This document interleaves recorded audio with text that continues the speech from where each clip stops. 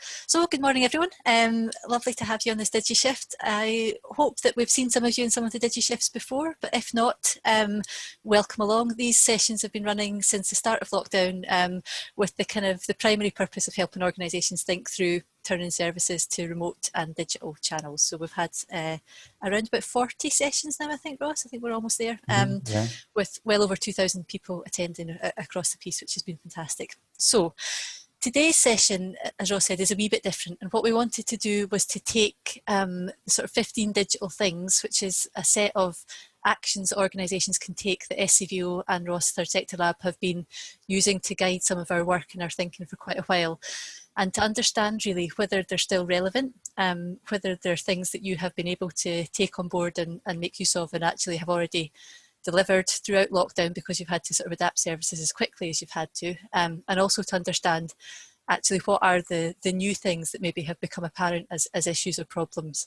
that we maybe weren't aware of or maybe weren't so relevant prior to lockdown. So just a bit of context to kind of set the scene for this.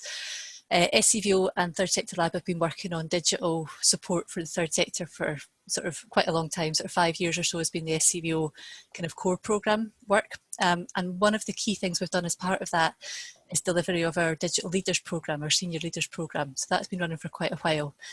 It's just launched, in fact, so if any of you are interested, the new one will be starting in 2021, January 21, and we can put the application information up about that at the end.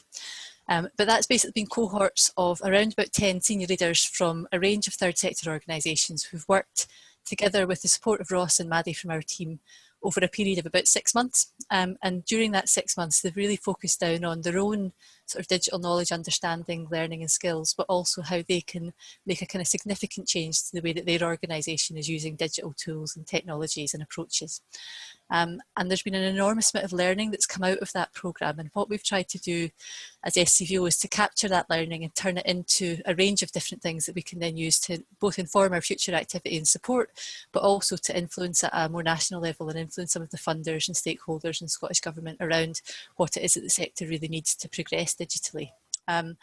So there's been a few things as a result of that. One of them has been what we've called our call to action for a more digitally confident Scotland, and that's been a document that's had 2 iterations now. So there was one in 2016 and there was one in 2018.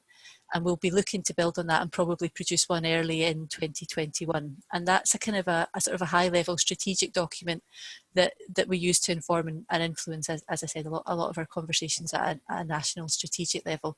And I'll pop a link to the 2018 one in the chat once I finish my blurb.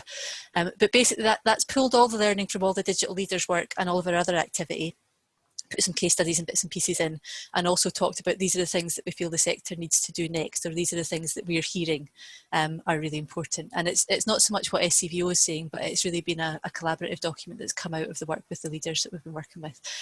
And in the 2018 one, we realised that there were some really common themes that were sort of not necessarily simple actions, but were quite pragmatic things that leaders were able to drive in their organisations that made a significant difference. And there were 15 of them, hence our 15 things.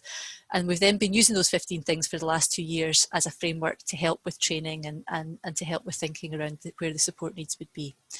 So we've got those 15 things, but as I said, we've obviously all been through such a change in the last 6 months, and I guess one of the silver linings of the pandemic, if there is such a thing, for those of us that work in digital, is it has made lots of us in our organisations leapfrog many of the obstacles and challenges that felt impossible 6 months ago, and we've actually seen such a lot of change. So our suspicion is that some of these 15 things just aren't relevant anymore, and organisations have already got to grips with them. But also, as I said at the start, there will be lots of new things that have come up that we want to understand more about. So we're hoping that we can use your knowledge and insight and experiences today to better inform us, and that will then, as I say, go on to inform sort of future support that we're able to offer, but also some of the higher level influencing work. And if any of you are interested in being more involved in that, then I'd be delighted to kind of chat to you more about that outside of the call as well. So I think that's the kind of description. Ross, does that kind of cover off? Yeah, totally. Yeah. So I put the link to the Jamboard, which we'll be using further into this session, but also on that Jamboard, you're able to see the 15 things. So we're not just conceptually talking about this weird 15 things. So if you click the Jamboard link, you'll open it up and you'll be able to have a look at that. The other thing to say is the 2021 Scvo Digital Senior Leaders Programme, which Maddie mentioned. We've also put a link to that in chat. So if you're interested in applying for that, or you just want to find out more information, you can click through. Equally, if it's maybe not appropriate for you, but you want to send it on to a chief exec or someone else in the senior team, then you can forward on the link and shamelessly prod them to apply for that.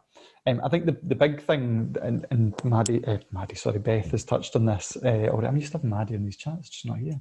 There's only two of us today, there's usually loads of us. The big thing, I guess, which we've been trying to do with 15 Things is to try and encourage people to think about just this concept from the Government Digital Service that the strategy is delivery. And so less chatting about things and planning things and 330-page roadmaps, and more just, if we know a thing works in 500 other charities, there's a pretty good chance it's going to work in our charity. And so we've taken learning, collective learning from a huge number of organisations and distilled it down into 15 things that we know work time and time again. So there's no ambiguity about most of these things.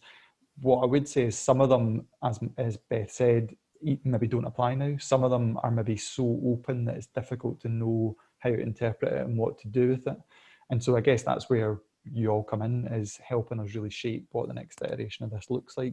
And I guess for some of you, if you've never seen the 15 things before, it's a really good blueprint to just take to your team and to have a chat about what you're going to do next and what that digital strategy looks like. Where a lot of charities have found it really useful is if your board just doesn't quite get digital and there's nobody at that board level who's talking about this stuff, taking that simple card and sitting down and doing an exercise like the one we're going to do today of getting them to prioritise right out of these 15 things, which 3 feel like an urgent priority to us, and actually starting to develop a digital strategy from that simple one-page document can be really, really powerful. So if there's one bunch of people that you go and use it with, your board is the one that I would strongly encourage you to go and use it with next.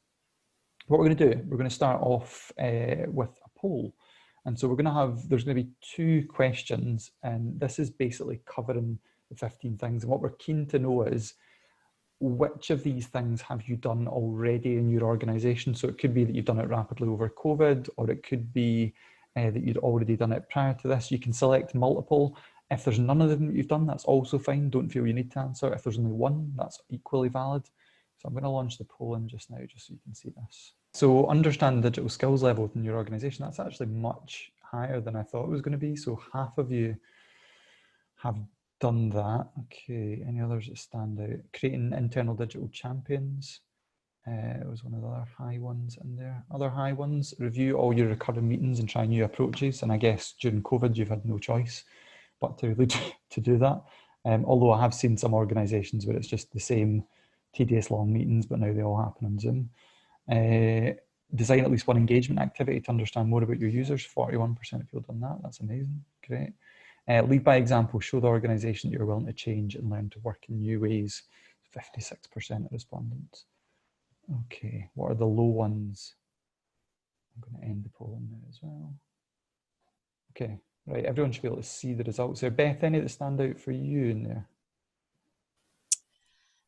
Yeah, I think the 72% of using solutions that are off the shelf and low cost, and that again is probably as you would expect, given that we've all had to take Zoom and things like that, but is good to see. I guess that means that I think there's a combination of, there are more solutions available to us now than there were kind of 3 or 4 years ago, but also it's great to see that organisations in the voluntary sector are just getting on and having a go at stuff rather than, you know, spending lots of money on bespoke systems or what have you. So that's really good to see. Yeah, probably the lowest one there was achieving Cyber Essentials accreditation. So still quite a low number of organisations have done that, but still 2 out of 32 that have responded in the room. And that's probably one of the areas where it'd be good to get your input throughout today. Think about, are there elements that are too prescriptive? So that's a really specific piece of work that you need to do to achieve the Cyber Essentials accreditation. Might it be better that we have something that's much more loose in there that, you know, maybe does your organisation understand the 10 principles that are in the National Cybersecurity Centre's Small Charities Guide, for example? So it might be a bit more loose than something like that. Okay. Okay. Any others, Beth, that stand out for you there? No, I mean, I think it's good to see that the majority of them have, you know, have a good uptake, and because we're saying this is, you know, things that you've already done, so that's good to see. I think that feels like progress.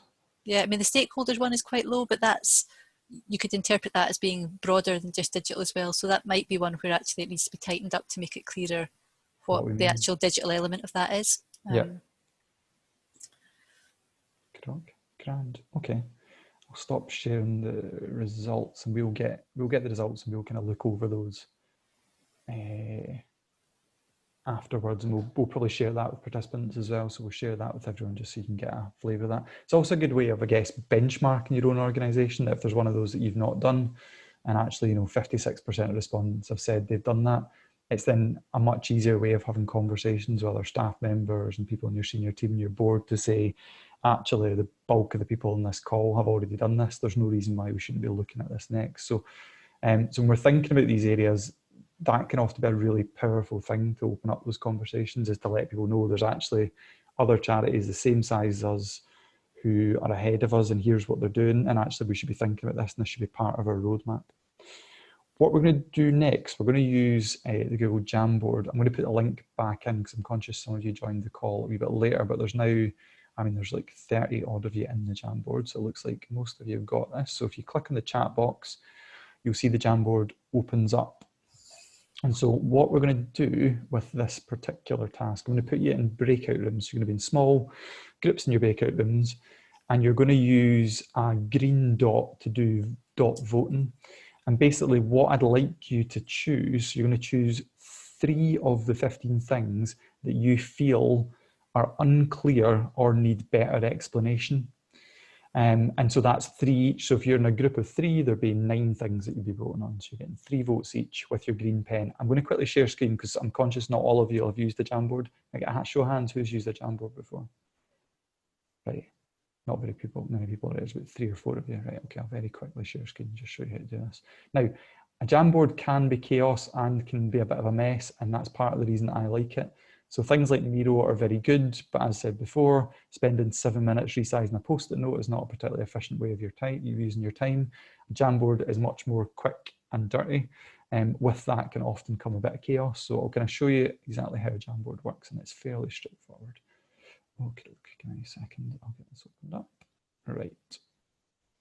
So when you've got the Jamboard open, it will look like something like this. If you've not got it open on your device, what you need to be doing is clicking the link that is in the chat. It will then open up. This sounds like a really obvious thing, but I'm going to tell you this anyway, is if Zoom is taking up your full screen, you will need to tab to the Jamboard. I know that sounds really obvious, but I'm conscious that not everyone realizes that. So the Jamboard will open up in your browser, whether that's Chrome or Safari or whatever the hell Internet Explorer is called these days. Right, and so what you want to be doing is the little pen icon on the left-hand side, and we're going to use green dot voting, and you can use, there's a pen, there's a marker, there's a highlighter, and it's up to you how you do the dot voting. So if I wanted to vote in this one, I would just do a little smudgy dot next to the fact that I think understand the digital skill levels in the organisation is too vague, and Scvo and Third Sector Lab need to explain that a bit better if this is going to be useful. And if you've made a mistake, you can use the rubber and you can rub it out like someone's drawn in the Jamboard. How dare they? Now, when I put you in breakout rooms, there's 20 different sheets in a Jamboard. Now, if you've never noticed this before, you notice at the top, you can see where it says 1 of 20. And so I can move between different Jamboards. You'll notice they've all got different backgrounds, so it's really clear. And so what I'd like you to do is in your groups is basically squat on a Jamboard. So like write your names on it or stick a post-it note on it to know, so that the other group knows that that Jamboard has been taken. If a Jamboard is taken, you'll move on to the next one. There's 20 different Jamboards, so there's plenty of space to do this. Using the green dot voting, I'm going to put you in groups in a wee second. Right, I'm going to ask, right, this, I've just picked a random Jamboard just to get a flavour for what you voted on. So Claire, Heather, Sinead, Sarah, hello. Can someone from that group unmute themselves and jump in and tell us a wee bit about your votes? Any takers? Someone has to admit to being from that group. I don't mind. Go for it, Sinead. Going for it. However, we didn't really discuss it. So okay, we just did our own thing, and then we were going to discuss it, and then we ran out of time. Yeah, well. So I am literally speaking for myself. Fair, no, that's okay. Right. What do you want to tell us the 3 that you voted on then? Yeah, so I did allow things to fail fast, just because I felt that that wasn't necessarily clear about, is it digital stuff we're talking about there? Or are we actually talking about your whole workload to make space for digital actions? Yeah, that's a valid point. Yeah. And then the design at least one engagement activity to understand more about your users. I suppose I was just mulling that over, and I couldn't immediately think about what that might mean for me in my organisation. So engagement activity can mean a very different thing for every different organisation. So it was taking me a wee bit longer than 10 seconds to think about what that might mean for me. And then I also highlighted collect the baseline data, I think, just around thinking through what data is that. Again, each organisation is totally different. So yeah, I just wasn't quite, felt that one wasn't quite 100% clear for me. Okay. No, that's really useful, yeah. I think that was a good point you made there, is like, can I look at it and understand it in 10 seconds or less? And if I can't, it's probably too vague or too ambiguous. So yeah, I mean, the thing around allowing things to fail fast, I think one of the things that we've kind of deliberately done with 15 things, but arguably maybe being a bit too vague about it, is there's a lot of those are kind of service design principles that would apply whether you were designing a service that was going to be face-to-face or a digital service. And actually maybe we need to give greater clarity on some of those principles and how you might do it, and particularly things like design and engagement activity. You know, do we mean sitting down and chatting to some young people? Do we mean a survey monkey? Do we mean an actual service design workshop that's using established, tried and tested methodology? So there's maybe something we can do there to firm that up. The baseline data one, interestingly, so out of the senior leaders program, that's probably the one that people have struggled with the most, that I've found, just purely anecdotally, is how do you quantify the need for digital and how much money or time it's going to save. And I have yet to find anyone who's done that massively successfully without a lot of work. Does anyone, I mean, out of interest in the room, has anyone done that as a piece of work in their own organisation? So sat down and thought, if we introduce this CRM, this is how much time we're going to save, or if we introduce an online booking system, this is how much admin time we're going to save. Has anyone done that as an exercise? No. Okay, so that'd be quite interesting, maybe how we can help people, because I think it's really important, but it's maybe how we support people to think about simple ways of making that happen. I don't know if you've got any thoughts on that one, Beth. Yeah, no, I think you're right. I think it is one of the more challenging ones, and there maybe are some standards that, you know, an organisation like us or yourself, Ross, actually could provide that would allow people to do a bit of shorthand. I think the organisation we always refer to when we talk about this one is Lifelink, isn't it? So they did a really thorough process, but it was part of a much bigger business change, and they were able to say, you know, by not printing out booking forms, we've saved this much on photocopying by not doing so. So they had some real hard and fast figures, but it was as part of a much bigger organisational change piece, and they were using kind of more business, I guess, methodologies anyway as part of that. But I think there probably are some stats around, you know, return on investment and stuff like that are fairly standard that actually might be valuable for organisations. Although it would be interesting if no one has done that, but a lot of you have done digital change, to know actually if that's important or not, because it may be that actually that kind of money savings or efficiency savings isn't actually the main driver anyway. So I don't know if anyone's got any thoughts on that. Yeah, Katia, do you want to come in, because you were mentioning your CRM system there? Yeah, so in my previous job, we were spending so much time like reporting using like really clunky Excel situations across all the different projects. So that was a big, like, we were trying to bring everything onto one CRM system, and we had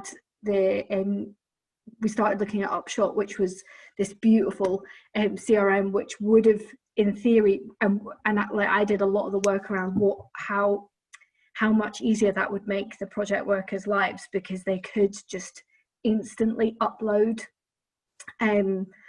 evidence basically into the CRM. So that was like, that would have been a great piece of work, but I left like halfway through that transformation. So I don't actually know how it worked, and it was expensive, but it really it looked like it would have done the things that you wanted it to, because you could have everything integrated in this really beautiful way. So I don't know, it's tricky. Yeah, no, that's really useful actually sharing that, and I think it's worthwhile saying that whichever way you do this, there's no tried and tested purely scientific methodology. So you're never going to be able to like plan this stuff and say it equates to 15 hours of savings, and then when you implement it, it will be exactly 15 hours of savings.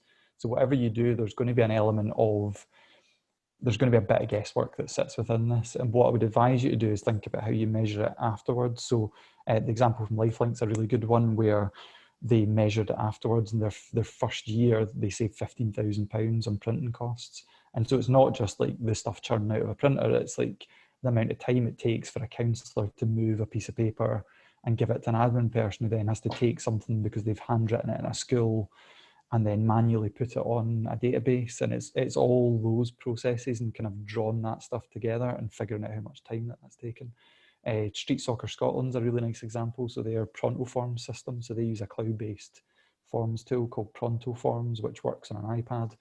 And then that ties into their Salesforce CRM and it automatically syncs between the two. And so they did some analysis on that after they'd implemented it, and it's saving them, it was 30 hours of football coaching time on admin per coach per year. And so that's a week of someone's work. That's a week of paid work where someone's now no longer sitting doing admin, they're now using 30 hours to give football coaching.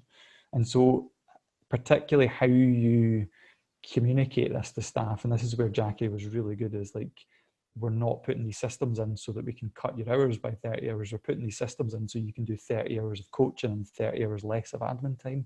And that's really, really palatable to your staff, because I'm probably hazarding a guess that if you survey your staff teams, none of them are going to be like, the favourite thing about my job that I signed up for is filling out all the forms that you make me fill out every week. Nobody likes filling out, they're hideous.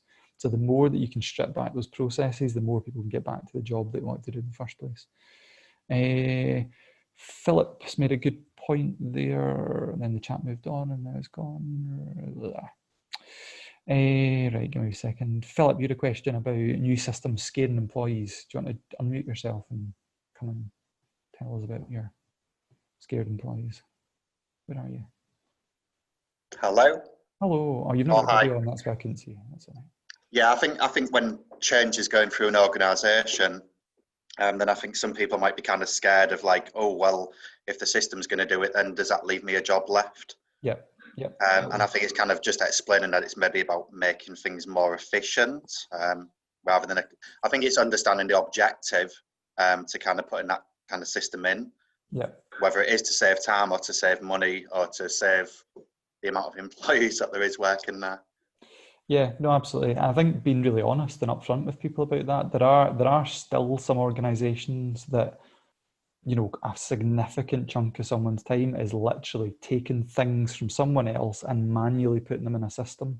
And, you know, that can be up to like 40% of someone's job. In some organisations, that is the entirety of someone's job. And so there's some of the questions are going to be about, and the discussions are about, we're freeing up your time to get back to what you were, you know, why you joined this job in the first place. But for some people's roles, it might be that it frees up time for them to learn new skills. So, you know, a classic one is, you know, if you're spending 40% of your time manual inputting stuff and now a system can automate that process, might you spend that 40% of the time learning new basic data analysis skills, and maybe you're in an admin role and now you're able to do some basic data analysis of all the stuff that's been put in that system automatically. So part of it might be reskilling of staff rather than actually having to, you know, cut staff hours or cut staff time. Right, we're going down a bit of a black hole of like cutting people's hours and things. That's not what we're here for. Okay. Any Jamboards there that stood out for you, Beth? Any interesting ones? Any that are a bit mental that people just went off on a tangent and just drew all over them? No, I thought they were good, and I thought there was some consistency in some of the ones that people had found confusing, which is obviously really useful for us. The failing fast ones come up in quite a few of them, and the engagement activity as well has come up in quite a few. So that I think is really useful, because from the outside to me, I'm kind of like, oh yeah, it's quite clear what those mean, but actually your description, Sinead, was really useful around actually that could mean 1,001 different things. So does it need a little more clarity to it? Was really helpful. There's some quite useful stuff in the chat as well, Ross. I'll not read them all out, but just to say to people, have a, their comments on what we were just discussing, have a wee look in the chat. There's some quite useful stuff being popped in there as well. A massive round of applause actually for Emma's point there about web forms as opposed to paper forms, and just thinking about that onboarding process for people and how that can save huge amounts of time. That was, again, one of the big things Street Soccer Scotland did, was much more pre-onboarding of clients, rather than a client turns out and spends ages filling out a form. Is like the court who's referred them, or the social worker or the school, has already pre-filled that form, and all the person is doing is signing the form and updating details on it, rather than them having to fill out this full thing from scratch. So that I would strongly encourage you to think about that as much as possible. I'm going to quickly share just one more Jamboard, and then we're going to do another quick exercise, mainly because I just think this one is amazing, because the person's just written "taken" on it. This is my Jamboard that's taken. So there was some interesting votes in this one. So do you know what was really interesting? Beth and I had a chat about this, is how many of you voted on Achieve Cyber Essentials accreditation. And so arguably that's the most prescriptive one out of the whole of 15 things, because they're asking you to do something that's a really prescriptive program. I guess the difficulty maybe is it clear what that program actually is or why you should do it? Is anyone who was on this taken board, this Liam Neeson-esque taken board, does anyone want to tell us why you chose Achieve Cyber Essentials accreditation? Just unmute yourself and jump on. I can speak on that one. Yeah, go for it. For me, so I did vote for that one. It was more, what are the benefits of doing so?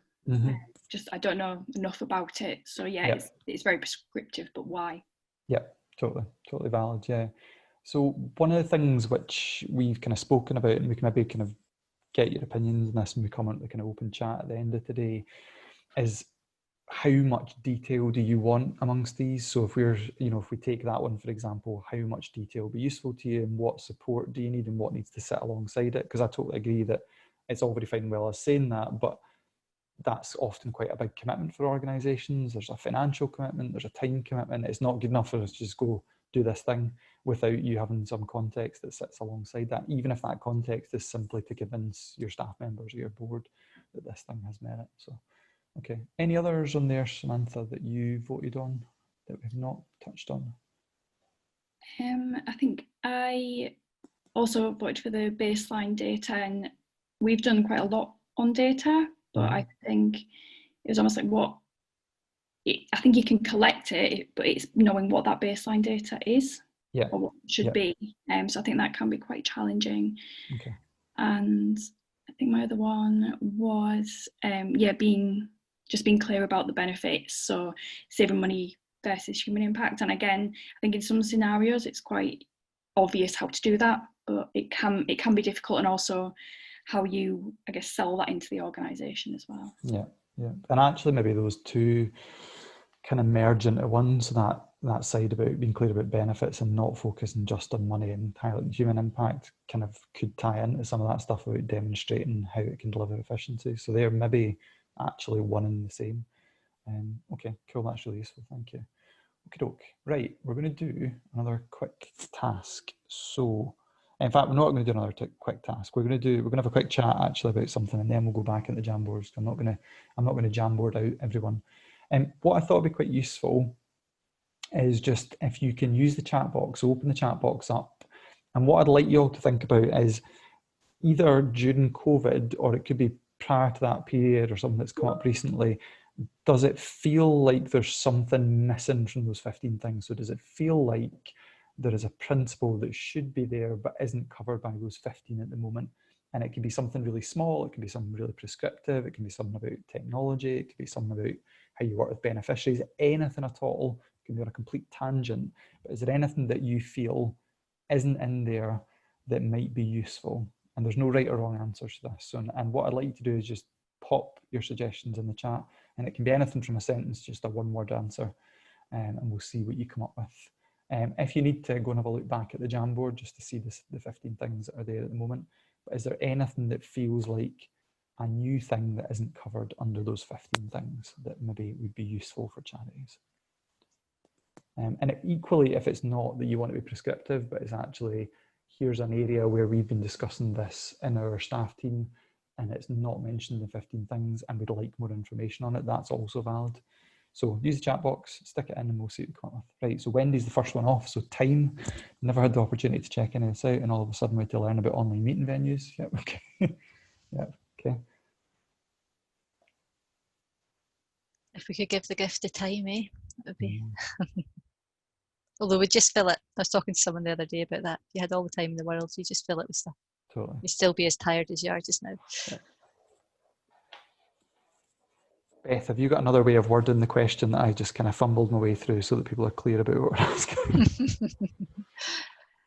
Yeah, so I suppose what we're looking at, so the idea with these 15 things when we put them together was these were concrete actions that voluntary organisations had been able to take to make a real change to how they use digital and make a real change to their users and their customers. So are there things either that you have done or that you think we need to be doing this that are kind of blockers or challenges to your organisation using digital better just now? I guess that's what we're looking for. Yep.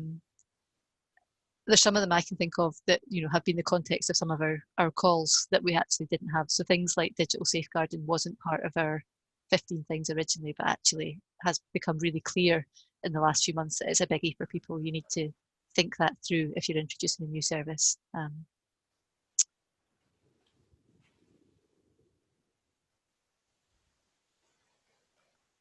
you know something actually, I'm looking through those, not that I'm trying to prompt anyone, but just something that I don't actually know if it's in the 15 things is around safeguarding, which is obviously come up a huge amount and is a huge issue. I don't know if we really cover it there, do we? I don't think we do, no. Okay. Yeah, okay, some really good ones coming into the chat. Keep them coming, we'll take another minute or two and we'll keep the chat open. And then we'll pick through what ones we've got, and there's some really good ones.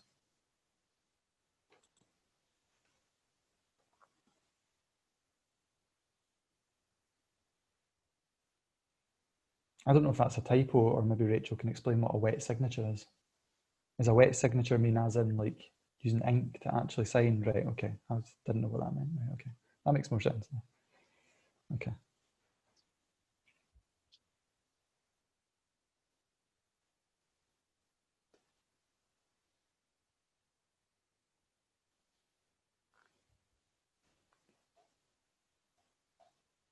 Okay, right. Feel free if you've got one, whack it in. Cost of hardware, yeah, there's some good stuff. Yeah, absolutely. Okay. Any of those that really stand out that are new ones for you, Beth? I think there's a few in here. So there's the kind of the piece around evaluation and accessibility that Katya's mentioned that's come up in a few of them. Training and skills. So I guess the one that we've got there about understanding skill levels in your organisation is probably like the precursor to that. So once you know where there's a skills gap, the next thing you need to do is think about training and support. But actually there probably isn't. We've got the internal digital champions one, but there isn't really anything that's more specific around skills training. Okay, yeah, absolutely. Okay, Andrew's one there about digital poverty and exclusion, which I guess probably sits, so there's obviously lots of separate strands of work with Scvo that deal with this, and particularly, the big kind of Connecting Scotland project, but actually it's not sitting as a unique part of the 15 things, and I would agree it needs to be part of any future ones. Okay, accessibility's come up quite a bit again. It's maybe when we come on to the discussion about what people would find helpful, is the danger is we write something quite vague, like make sure services are accessible, but arguably we need something that's a bit more prescriptive so that you know exactly what you're going to do and what that's going to look like. Yeah. Okay. Rhiannon, can I get you to come in for your one, because I was really interested in your one there about digital landscapes. Yeah, sure. Yeah. So it's something we definitely experience at the Soil Association, and I'm part of a network at the moment working on creating digital strategies, and I wasn't really surprised to hear that lots of other people were experiencing it as well, where because digitally immature organizations are being forced to suddenly become a lot more digital, but there aren't the business processes to support that. So you get, but I think it's quite historic, isn't it, that a program team, for example, might get a big bit of money and they inevitably develop a new website or a new microsite or create 12 new social media accounts. I think that's a sort of perennial challenge. But I think that tools like Miro, Google, all these, everyone is really on board with using those. And certainly with us, we've seen a huge proliferation of our events, support events, moving over to webinars, but not really whose remit is it to help and guide people and make sure everyone's doing that in the best way, as a supportive role as much as anything, not necessarily a, hey, we don't need Teams and Zoom and 54 other things and we're not doing it in a consistent way. So it's getting that balance right, because I'm aware as a sort of central digital team, quite often I can be seen as a blocker. And that's the exact opposite of where I'm coming from. I'm like, hey, I want everyone to use all this stuff.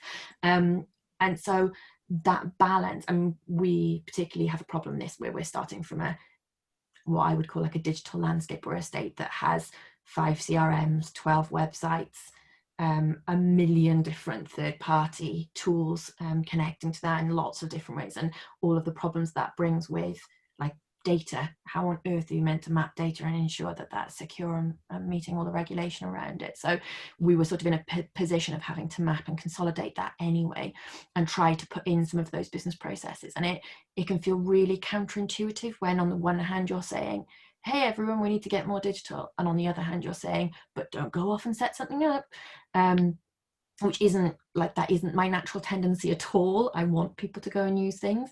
So I guess just about, I don't know, I think it would be useful to have something in there about mapping, consolidating, but also enabling. So it's half of one and half of the other. I just think something that we probably experience. It'd be interesting, like on this group, is that something that people find themselves nodding about that experience, or is that just me? Yeah. Thank you, Sinead. And Sinead needs to go. She just messaged me to say she needs to go to a meeting as well. But thank you for sharing that. That was really useful. There's some coming in, actually, some really valid points about kind of the long-term cost of using tools. So, we've said things like use solutions that are off the shelf and low cost and move to the cloud. But actually, for some of you, what's the long-term cost of that? So it's easy to just say it's a small monthly subscription, times that by the 15 tools you've got and the 25 users, and somehow a very small, low-cost monthly subscription suddenly becomes quite a big cost for some organizations. And sometimes actually, it's like, where do you weigh up something that's off the shelf and easy to replicate versus something that's bespoke, and how do we help you make decisions around that? And for a lot of organizations, that's a really big sticking point. And I think part of it is almost external landscape. So if a funder's willing to give you £40,000 to develop a website or a CRM, but they won't give you the money for a monthly subscription for the same functionality through a cloud-based CRM, you're kind of in a position where your hand is forced in terms of what you deliver, because they've given you a fixed sum of money to spend in a fixed period of time. And so some of this stuff is out with your control. Okay, cool. Any others in there, Beth, that stand out for you? I don't think so. I mean, I think that the points that you just picked up on struck me as well. I mean, there's something, there are a few bits about hardware as well, sort of hardware, choices of tools, priorities. And I guess I was just going to say that I guess we're aware that that's often the biggest need, is that people are kind of like, we just want to know, of all the things that are out there, which one's going to be the most cost effective and which one's going to work best for us. And there's probably then the kind of the use case of something like the 15 things versus an event like this, or a training session, or actually just putting you in touch with, here are the 4 or 5 organisations in Scotland that are already using that tool or that CRM. Go and speak to them and find out what they think about it. So there's probably the principle of, it's good to try and get the most cost effective thing, but then there's the reality of how do you actually go about that, which is probably not what a document like this is able to do, but would come somewhere else. Yeah, absolutely. Okay. Right, we're going to go and use the Jamboards again, just very, very quickly. And what we're going to do this time is, out of the 15 things, what I'd like to do is pick 2, and you are going to use, which color are we going to use this time? We are going to use, you're going to use the blue this time. And so, in fact, how does that work in terms of color blindness? Are blue and green too close? I should really know the answer to this. This is pathetic. Actually, we'll use the red, just so there's enough of a contrast between the two. So we'll use the red, And I'd like you to think about 2 things out of those 15 things that feel like a priority for your organisation right now. So a thing that you need to be working on right now, or that are a priority before the end of 2020. So for example, it might be that you need to go and recruit a digital trustee because your board really just don't get digital, or that you've had some issues around cybersecurity and you want to go and achieve your Cyber Essentials accreditation to make sure that the organisation is more secure. So you're going to pick 2 things, you're going to use red dots, and what 2 things feel like the biggest priority for your organisation right now. And we're going to use breakout rooms again for doing this. Okay, right, there's lots of you back in. What I'll do is I'll just share screen really quickly, and then we can just have a look through some of the boards. Right, so breakout group 4. I particularly like that someone's actually scored out one here. That's how strongly they feel about it. Right, Gareth, Yvonne, Julie, Callum, do you want one of you want to jump in and tell us about the one that feels like the biggest priority? Yeah, so I was in a different board the last time, but my 2 would be creating a digital champion, because there are a lot of people in our charity that don't have a lot of digital skills at all, and I think they'd really benefit from knowing there's someone they can go to. They won't feel like embarrassed or whatever to do so. And then the other one was reviewing all our current meetings. I think they work really differently online now compared to when we're in the office, and some of them are just not working, or they're not necessary because everyone's a lot more heavy on emails and things. So yeah, I think those 2 would be priority for me straight away. Yeah, that's a really good one. I think like that last one that you spoke about is like, that's probably the area where people have veered most into digital during this period because they've had to. So you can't go and have a meeting in a meeting room, so you've had to do it on Zoom or wherever else, or you're relying heavily on email, as you said. Yeah. And so for me, that feels like an area where people need to take a step back and take stock of what they want this to look like and really start afresh with this. Yeah. And that's probably where, so that middle one, which often kind of gets overlooked, so get your teams to own the guidance on what different tools should be used for. It's like, I can't emphasize that enough, is like the difference that can make can be phenomenal. Beth can maybe talk a wee bit about how they do it in SCVO, but the organisations I've seen that do that, who sit down collectively and say, when we have a Zoom meeting, here's the purpose of it, here's why we choose a Zoom meeting over sending an email, or we've now got Slack and we use Slack because we want to communicate in this way, and there's consistent agreement across a team as to what all these different things are for. And what I've seen a lot during COVID is there's none of that's happened. And so like someone thinks you should have a Zoom meeting for everything. Someone else thinks actually I'll just send long emails for everything. And there's just everyone's approach to communicating and collaborating internally is completely all over the shop, and there's no consistency whatsoever. I don't know, Beth, are you able to share a wee bit about how it works for you guys? Yes, absolutely. And feel free if anyone else has got examples, it'd be good to hear yours too. But we at ICVO, we use a few different things. So we've got Microsoft Teams and we've got Slack, and obviously we've got email and Zoom, we can do Teams calls.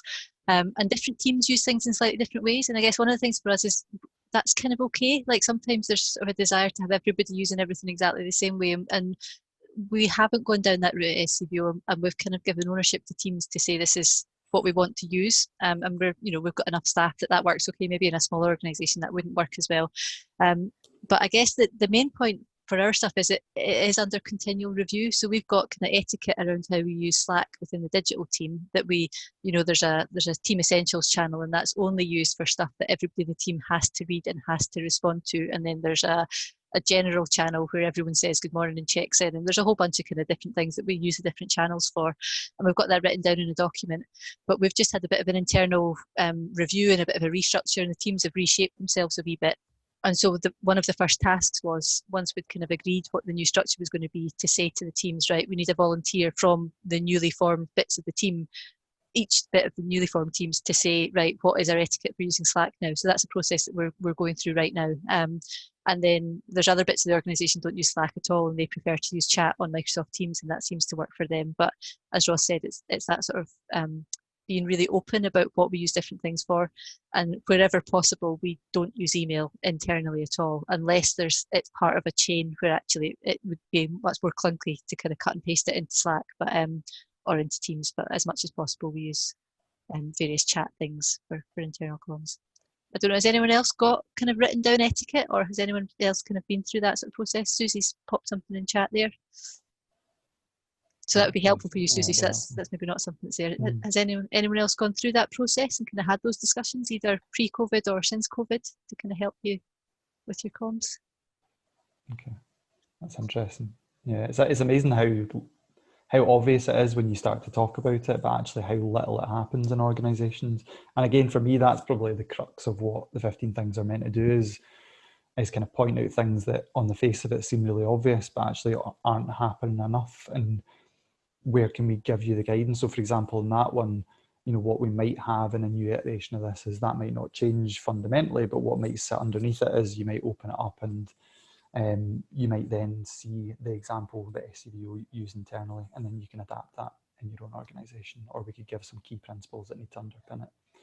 Yeah. Emma's saying she'd love a protocol, but she's still trying to get her team on board with actually using any digital tools. So yeah, that can be a challenge. Email for a lot of people, I mean, email's existed now for decades. Do you know what I mean? It's not a new piece of technology. And for a lot of people, it's a crutch for a lot of different reasons. You know, you're the classic person who sends their 24-point email on a Friday afternoon at 4 o'clock and dumps their brain and makes it someone else's problem. You know, the kind of person that sends an email about the milk being left in the fridge, that's less of an issue when none of us are in offices. But people use email in very, very different ways. But nobody, or it's very rare that anyone sat down in an organisation and agreed what email is for.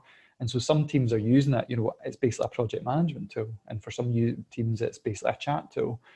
And it's not very good at any of those things. And so that's where thinking about how you own what tools you're going to use for those different things and having some kind of collective agreement on that. Jonas said, I find my team eye roll when protocols are mentioned. Don't call them protocols, call them something nice and fluffy. So if your team is easily offended, don't call them protocols, call them something else. Stick some emojis on it if that'll keep them pleased. Whatever it's going to take, make it happen. Yvonne also mentioned champions as a priority for their organisation, so that's probably again a common one. So I got 3 votes on that Jamboard. And what I'd like to think about is the champions could be interpreted in different ways. So it could be something like the kind of tried and tested digital champions model that Scvo runs. So thinking more about basic digital skills, either for staff or for beneficiaries, and thinking about how you upskill people across the organisation and the people you work with.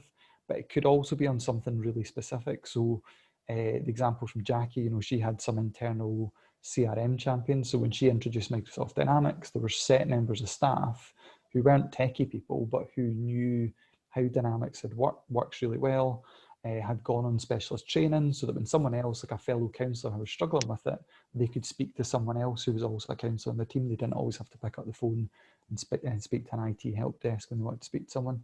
Macmillan, a couple of years ago, took a big change where so their head of digital took a decision, and she's got this kind of mantra, which was more people doing digital and fewer people in the digital team.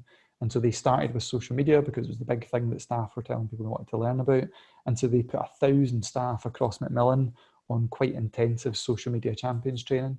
And what it meant was someone, so like the person running the partnership with Glasgow Libraries, the drop-in cancer sports sessions that they offer, could now take control of social media at a local level and could use that to build local networks. They weren't having to funnel that through a London team who knows nothing about how the NHS and social care works in Glasgow. Why would they?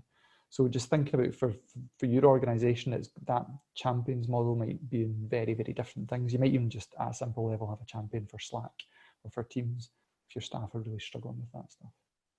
Okay. I think that the other thing to add on that, Ross, is, and people probably are well aware of this from other areas of work, but often the champion that can be most effective is the person who was most resistant at the start. So totally. If you've got somebody who was totally anti-digital or anti-using anything digital pre-COVID, and they have just gone full metal on Zoom, or they're totally fallen in love with Slack or whatever it may be, they can be a massive asset in terms of helping to bring other people on board and use their previous resistance as a real tool for change.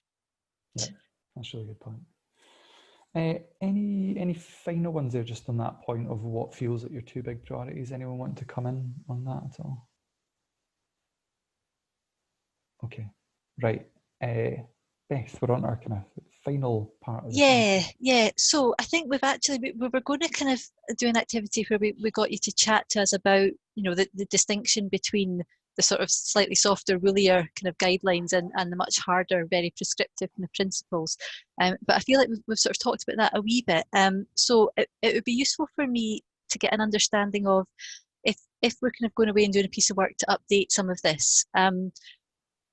Do you feel that with the caveats we've made about some that are not as clear as they could be, could you take this, or could you take the couple of things that you've dotted and get on with it just now? Like, do you feel like you're able to leave this call and go away and do something? Or is there a sense that actually there is more support that you need, either support in terms of training or support in terms of additional context or examples of organisations that have kind of done this previously? So I don't know if people want to pop something into the chat, or if you're comfortable to unmute yourself and just tell me a wee bit about, you know, can you now leave this call and go off and do something? Has there been some ideas here that will help you to go and do something you hadn't done previously? Or do you need more support? And if so, what might that look like? So if anyone's comfortable to speak, that'd be great. If not, feel free to pop something in chat around either of those things.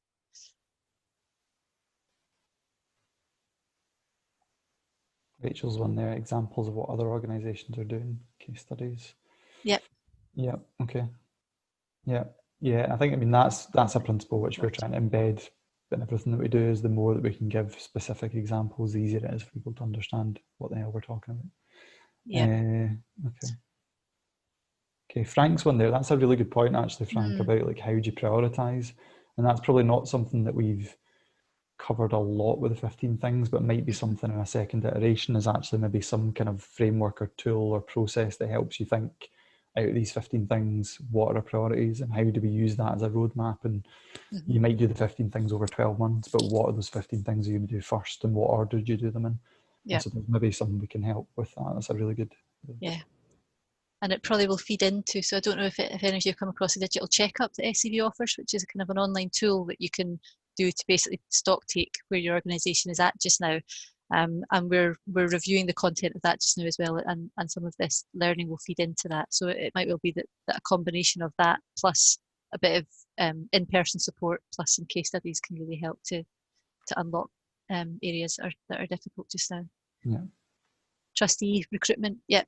What a role description might look like. So there's some of these quite practical things that we can probably add into the follow-up email that we'll send out after the session. So I'm more than happy to share the Slack etiquette document that Scvo uses that you can take and adapt if it's of value to you. Similarly, I think we've got, you know, sort of draft role descriptions around digital trustee stuff that we can put into the email that we send out after the call today, if that's useful for people. The examples and case studies. So have people come across the service recipe stuff that Catalyst are doing? I think we've mentioned them on a few of these calls. Ross, I don't know if you can find the link and pop it in chat. Yeah, but they're trying to find a way of presenting, because we've got lots of case studies in the blog section of the Scvo website. So again, I'll pop them up. But they're trying to kind of find a format to provide that sort of step-by-step guidance around here's how another organisation has done this thing. And that's starting to become quite an extensive list. So again, there might be some valuable stuff in there that we could relate back to the 15 things without us having to create a load of new content. And yet we can certainly share the Scvo Slack protocol, with the caveat it might all change for us soon, as I said, but the kind of the bones of it are probably pretty robust. Yeah, I think, I mean, it's probably actually as a principle. So someone mentioned obviously starting with users and actually that being part of the 15 principles. And I think we've kind of vaguely talked about that in terms of design a user engagement activity, but we maybe need to be a bit more sharp and focused in how we talk about that. But for me, that's almost like the two things. And we're talking about all this stuff is like starting with your users, and whether your users are internal staff because you're redesigning how you communicate and collaborate, or your users are your beneficiaries, and then you're thinking about how you design a digital service. And then that combined with what you know works in other charities, like once you've got those two things, that's like the most powerful starting point. Because the danger is what a lot of charities do is they just start with a completely blank slate, and there's no need to do that. And so you're not sitting down as a staff team, 5 of you on a Zoom call going, how are we going to deliver this service, or how do we communicate internally? It's actually, people have gone through this, people have, you know, been fumbling through this for the last 5 years, and have got to the point where they've really refined what that service looks like or what that internal collaboration process looks like. So you can use those approaches and you can emulate them really quickly, and you can tweak them really quickly for your organization. So you're never starting from scratch, and you're never starting from a blank slate. So you're starting with what works well for other people and what are our users telling us that they need, and always using that as your kind of two things that underpin this stuff. I put the recipe link for the Catalyst stuff in there, also the big Google document which we've gathered up that's got tons of digital service delivery examples in there as well. Brilliant. Okay. Great. I think Cool. that probably feels to me like we've covered, certainly from my perspective, that's been incredibly helpful to help us thinking about, you know, our next iteration of the support that sort of sits around this framework. I hope that that's also given all of you a few, you know, tangible things to kind of have a think about and take back to your organisations. And as I say, more than happy to send the bits and pieces we've talked about out as part of the kind of follow-up email as well. Does anyone else have anything burning that you kind of wanted to ask about, or that's unclear, or that you have done in your organisation that would be really valuable for other people to hear?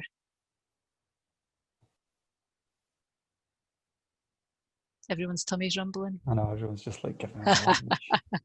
I just looked out the window and saw I've got two tiny kids, and so we've got a swing, and he's very unsafely swinging himself. So I should probably go and arrest that situation. I'm not sure where my husband's going. That's probably a good point to finish up on. Yeah. You know, a child come pinging off a swing. Yeah, he might well fly through the window any second. Yeah. Oh, thank you so much, everyone. That was really useful, and actually, like, particularly just us getting lots of stuff. I'm sure we're kind of conscious we're kind of milking you for feedback and things today, but I would urge you, out of those 15 things as they stand, if there's one or two of those things that you can go away and do something and try something differently, then just do that. Don't feel like there's 15 things and it's really overwhelming. It's literally just pick one or two of them and try and do that over the coming weeks. And if you need any support, come back to us. If you need examples, come back to us, and we can help you with any of that. Cool. Right, everyone go and get some lunch. Beth will rescue some children, and we'll see you at the next DigiShift call, and I'll catch you later. See you Lovely. later. Thanks, folks. See you later, everyone. Bye. Cheers.